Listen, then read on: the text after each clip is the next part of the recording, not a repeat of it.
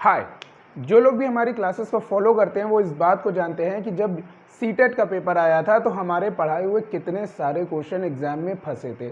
और जो लोग भी इस चैनल पे नए आए हैं उनको मैं बता दूं कि हम इस चैनल पे टीजीटी, पीजीटी और एलटी ग्रेड की सारी ही प्रिपरेशन करवाते हैं, फ्री ऑफ कॉस्ट करवाते हैं। और जो लोग भी इस चैनल पे नए आए हैं उनको मैं रिक्वेस्ट करना चाहूँगा, इस चैनल को बिना सब्सक्राइब करे, बिना लाइक करे, बिना शेयर किए मत जाइएगा। इस चैनल को रेगुलर आप फॉलो करते रहिए, आपकी तैयारी फ्री में होती रहेगी। तो हाय, मेरा नाम है अक्षय और शुरू करते हैं जीएस की क्लास। देखिए, आज जीएस की 3rd क्लास है हमारी। आपके सामने 20 क्वेश्चन लेके आया हूँ और जो अलग अलग एग्जाम है आपके, चाहे वो आरपीएससी हो, चाहे वो यूपी ट्रिपल एससी हो, यूपीपीएससी हो या फिर डी ट्रिपल एसबी हो, इस तरह के एग्जाम्स में आज के क्वेश्चन में से 2 से 3 क्वेश्चन आपके फंसेंगे ही फंसेंगे। तो आप मेरी क्लास को लगातार फॉलो करते रहिए और ऐसे ही करते करते एक दिन ऐसा आएगा कि सारे ही क्वेश्चन ऐसे आएंगे जो आपने मेरी क्लास में पढ़ रखे होंगे। ठीक है, आपको ये भी रिक्वेस्ट करना चाहूँगा कि ये मेरा इंस्टाग्राम हैंडल है, आप मुझे इस पर फॉलो कर सकते हो। अगर आपको मुझसे डायरेक्टली कॉन्टैक्ट करना है तो आप मुझे इस पर डीएम कर सकते हो। ये जो है ये मेरा टेलीग्राम चैनल है। इस टेलीग्राम चैनल पे जो है आप ज्वाइन कर सकते हो। फ्री में सारे पीडीएफ मिलते हैं आपको स्टडी का माहौल मिल जाता है और आपको एजुकेशन से रिलेटेड सारी जानकारियां मिलती हैं। तो बिना देर करे हुए शुरू करते हैं आज की क्लास। और आज लेते हैं हम अपना सबसे पहला क्वेश्चन ये। और पहला क्वेश्चन हमसे पूछा जा रहा है कि अरविंद घोष के ऊपर किस तरह का, किस वजह से केस चला था, किस चीज में उनके ऊपर केस चला था। तो मैं आपको बता दूं, अलीपुर में षड्यंत्र हुआ था, उसके तहत उन पे केस चला था। और वो केस क्या था कि इनके ऊपर अवैध शस्त्र रखने का जो है मुकदमा चला था। आपको बता दूं, अगर आप अवैध शस्त्र रखते हैं इनकी तरह तो आप अरविंद घोष नहीं बन जाएंगे। आपको अरविंद घोष बनने के लिए एक सच्चा हिंदुस्तानी बनना पड़ेगा। और आपको बता दूं कि कलकत्ता जो कोर्ट है वहां पे इनके ऊपर ये चला था मुकदमा 18 मई 1908 को अरविंद घोष के ऊपर एक मुकदमा चला था जिसका नाम था अलीपुर षड्यंत्र केस, अलीपुर कॉन्स्पिरेसी केस। और इसमें इनके ऊपर अवैध शस्त्र रखने का जो है मुकदमा चला था। अब हम आते हैं अपने दूसरे क्वेश्चन की तरफ। देखिए, अगला क्वेश्चन आपसे पूछा जा रहा है, ईस्ट इंडिया एसोसिएशन के जो संस्थापक थे वो कौन थे। ईस्ट इंडिया कंपनी नहीं, ईस्ट इंडिया एसोसिएशन।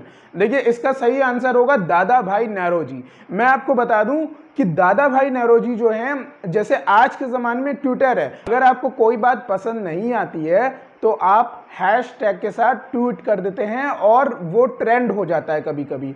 लेकिन उस ज़माने में ट्विटर तो क्या किसी भी तरह की टेक्नोलॉजी नहीं थी। तो इंडियन की जो डिमांड है वो ब्रिटेन में रखने के लिए और ब्रिटेन में जन समर्थन, मतलब जो पब्लिक का समर्थन है उसको लाने के लिए दादा भाई नौरोजी ने 1866 में, जी हाँ 1866 में ईस्ट इंडिया एसोसिएशन की स्थापना करी।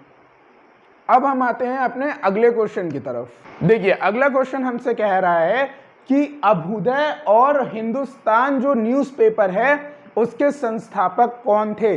देखिए, मैंने आपको लास्ट वीडियो में क्लास नंबर 2 में बताया था, द लीडर जो है एक न्यूज़पेपर है, वो शुरू करा था किसने, पंडित मदन मोहन मालवीय ने। और इन्होंने ही हिंदुस्तान और ये जो अभ्युदय पेपर है, न्यूज़पेपर है, इसको शुरुआत करा था। ठीक है, तो अभ्युदय, द लीडर और हिंदुस्तान न्यूज़पेपर किसने शुरू करा था, पंडित मदन मोहन मालवीय ने। ठीक है, अब हम आते हैं अपने अगले क्वेश्चन की तरफ। अगला क्वेश्चन आपसे कह रहा है कि राइट टू इक्वालिटी, समता का अधिकार कौन से आर्टिकल में दिया गया है, कौन से अनुच्छेद में दिया गया है। तो मैं आपको बता दूं, मैंने अपने पिछले जो वीडियो था क्लास नंबर 2 में उसमें बताया था आर्टिकल 15 और 16 के बारे में। आज हम बात कर रहे हैं आर्टिकल नंबर 14 के बारे में। और जो आर्टिकल नंबर 14 है वो हमसे कहता है कि आपके पास राइट टू इक्वालिटी है, आपके पास समता का अधिकार है। ठीक है, तो ये कौन सा आर्टिकल कहता है, ये कहता है आर्टिकल नंबर 14। तो इसका सही आंसर है आर्टिकल नंबर 14। ठीक, अब हम आते हैं अपने अगले क्वेश्चन की तरफ। देखो, अब अगला क्वेश्चन जो है वो आपसे फिर एक आर्टिकल के बारे में पूछ रहा है और वो आर्टिकल नंबर 17 है। पहले ही मैं इसका आंसर बता दूं, अनटचेबिलिटी को, अछूत और छूत, ये जो चीज़ है इसको कौन सा आर्टिकल जो है ख़त्म करता है, कौन सा आर्टिकल इसको डिमिनिश करता है। तो ये भारतीय अनुच्छेद 17।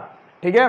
भारतीय अनुच्छेद जो 17 है वो आपको अनटचेबिलिटी की प्रैक्टिस को खत्म करता है। बहुत ही वाहियात प्रैक्टिस इंडिया में होती थी पुराने ज़माने में अनटचेबिलिटी की, अछूत की, और आर्टिकल 17 ने, अनुच्छेद 17 ने इस बहुत ही खराब और वाहियात मानसिकता को बदल के रख दिया। ठीक, तो हम बात करेंगे आर्टिकल नंबर 17 की। अब हम आते हैं अपने अगले क्वेश्चन की तरफ। देखो, अगला क्वेश्चन हमसे कह रहा है कि गिद्ध संरक्षण परियोजना कब शुरुआत हुई भारत में। देखो, मैं आपको बताऊं गिद्ध संरक्षण परियोजना 2006 में कैसे शुरू हुई। एक्चुअली हमारे जो गिद्ध हैं इंडिया में, इनको बड़ी ही घृणित, बड़ी ही गलत नज़र से देखा जाता है, लेकिन मुझे ये पक्षी बहुत प्यारे लगते हैं। आप देखो इस पक्षी को, और आप ज़रा इस वीडियो को देखिए।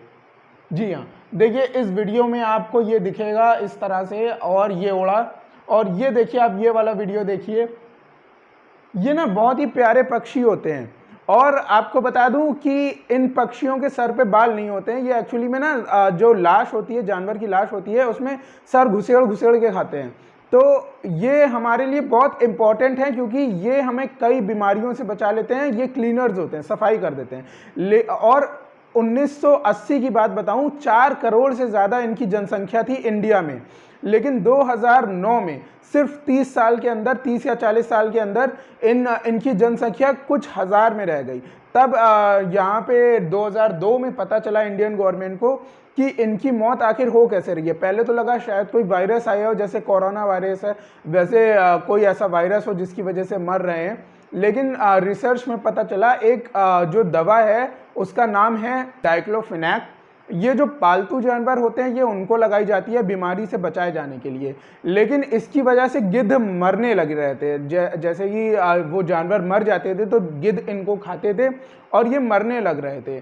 तो गवर्नमेंट ने तत्काल प्रभाव से 2006 में डाइक्लोफिनैक का यूज़ जो है वो इंडिया में पूरी तरह से बैन कर दिया।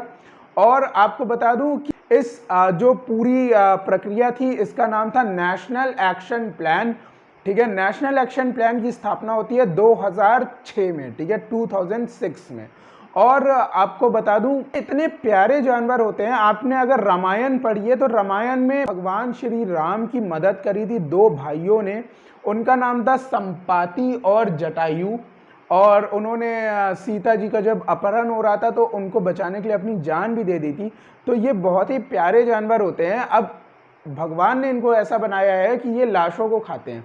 आपको बता दूं कि इनका जो पेट है उसमें इस तरह का एसिड पाया जाता है जो कि धातु को भी पिघला सकता है। जी हाँ, और आपको बता दूं कि जो इनके जो ये गिद्ध हैं, इनके जो भी दुश्मन होते हैं पक्षी, वो इनके पास नहीं आते हैं, क्योंकि कभी कभी ये उल्टी कर देते हैं उस एसिड की, और सामने वाला जो इनका जो दुश्मन पक्षी होता है वो मारा जाता है। तो ये बहुत ही विचित्र किस्म के, बहुत ही प्यारे और बहुत ही ज़्यादा स्ट्रॉन्ग पक्षी होते हैं। देखिए, अगला क्वेश्चन हमसे कह रहा है कि उत्तरी अमेरिका की जो घास होती है उसको, जो घास की प्रजाति होती है उसको हम किस नाम से जानते हैं।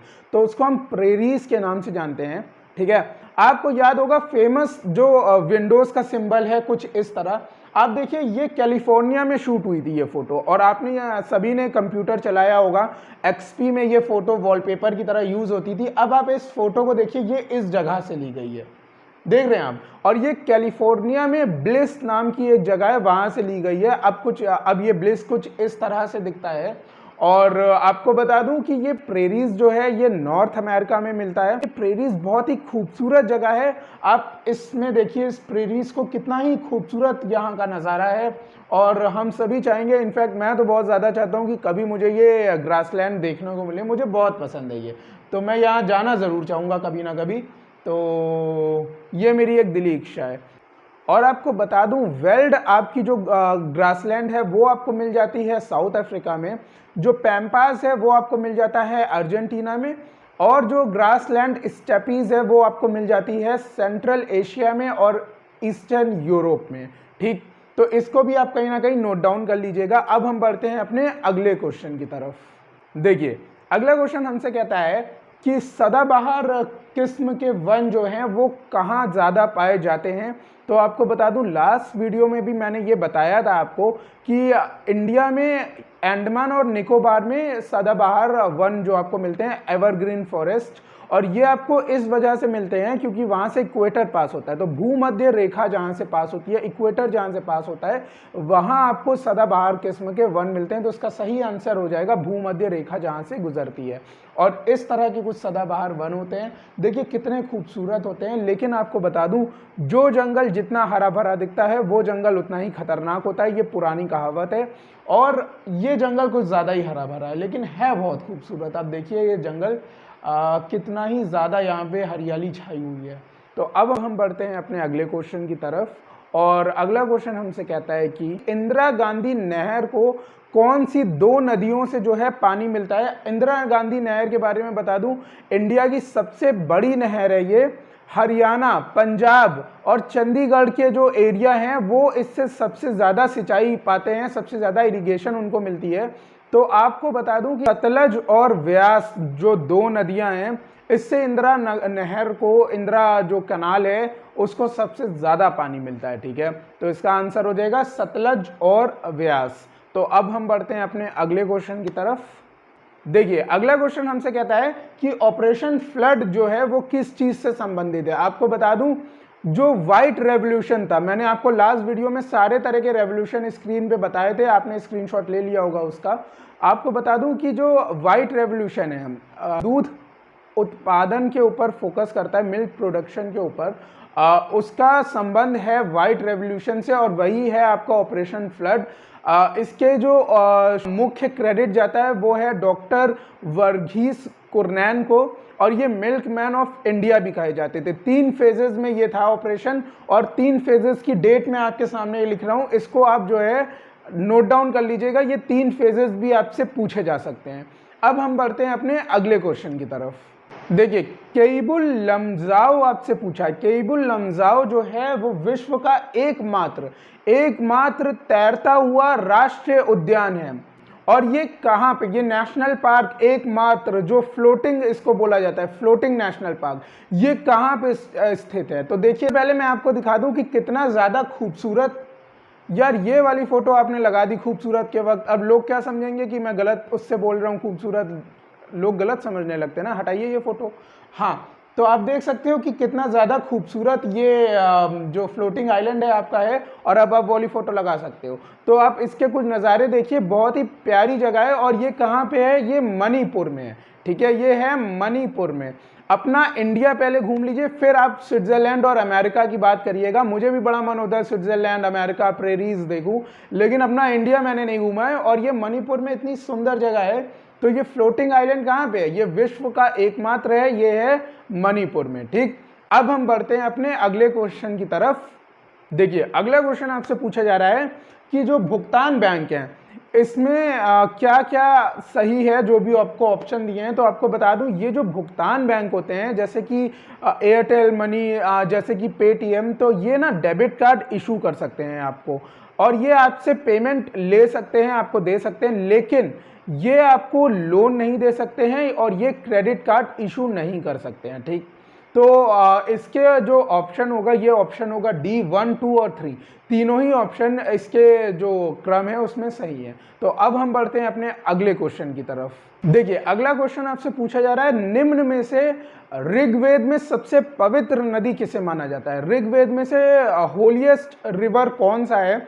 आपको बता दूं रिवर सरस्वती जो है वो होलिएस्ट है, और ये एक इनविजिबल रिवर है। मैं आपको बता दूं ये रिवर किसी ने देखा नहीं है, लेकिन ये बहता है, और इसकी स्टोरी हम किसी और वीडियो में बताएंगे। अगर हमने इसकी स्टोरी इस वीडियो में बताने लगे तो वीडियो ऑफ टॉपिक चला जाएगा और बहुत लंबा हो जाएगा। ठीक है, तो इसका सही आंसर है सरस्वती नदी। ऋग्वेद में सरस्वती नदी को सबसे ज्यादा प्योरेस्ट माना गया है। ठीक, अब हम बढ़ते हैं अपने अगले क्वेश्चन की तरफ।